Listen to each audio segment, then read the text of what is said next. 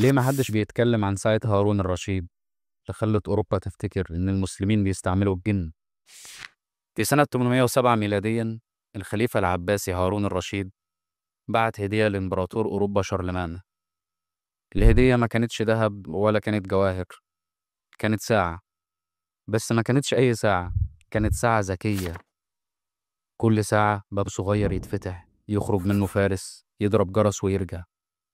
الأوروبيين اتهبلوا، افتكروها مسكونة وقالوا دي أكيد فيها جن. لكن الحقيقة هي إنها تحفة هندسية إسلامية قبل ما أوروبا تعرف يعني إيه علم أصلا.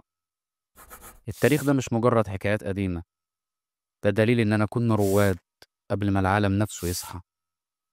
لو عجبتك القصة ما تخليش تراثنا يضيع في الزحمة. تابع مشكاه وافتكر إن حضارتك كانت دايما في المقدمة.